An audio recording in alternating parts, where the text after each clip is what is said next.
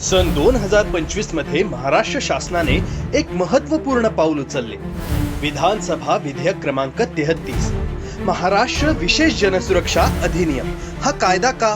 कारण राज्यामध्ये काही संघटना आणि व्यक्ती समाज विघातक, बेकायदेशीर आणि देश विघातक कृत्ये करत होत्या। त्यांची विचारधारा, त्यांचे गट आणि त्यांच्या हिंसक कारवाया निरपराध नागरिकांच्या जीवावर उठल्या होत्या। म्हणूनच शासनाने ठरवले, फक्त कायदा आणि सुव्यवस्था नव्हे तर सामाजिक सुरक्षा आणि लोकशांतता हवी। या अधिनियमामध्ये ठोस तरतुदी करण्यात आल्या आहेत। कुठलीही व्यक्ती किंवा संघटना जर थेट किंवा अप्रत्यक्ष पद्धतीने समाजात दहशत निर्माण करण्याचा प्रयत्न करत असेल, लोकशाही विरोधी कृत्यांमध्ये सहभागी होत असेल किंवा देशाच्या सुरक्षेला बाधा पोहोचवत असेल तर अशा व्यक्ती किंवा संघटनेवर तात्काळ कारवाई होईल। हा अधिनियम केवळ शिक्षा देण्यासाठी नाही तर प्रतिबंधासाठी सुद्धा आहे। लोकांमध्ये जागृती निर्माण करणे, शांततेला धोका निर्माण करणाऱ्यांना वेळीच रोखणे आणि न्याय व्यवस्थेला अधिक प्रभावी हत्यार उपलब्ध करून देणे यासाठीच हा कायदा तयार करण्यात आला आहे। यामध्ये शासनाला मिळणाऱ्या अधिकारांमुळे संशयास्पद हालचालींवर लक्ष ठेवता येईल, बेकायदेशीर संघटनांवर बंदी घालता येईल आणि समाज विघातक घटकांना न्यायाच्या कक्षेत आणता येईल। महाराष्ट्र विशेष जनसुरक्षा अधिनियम 2025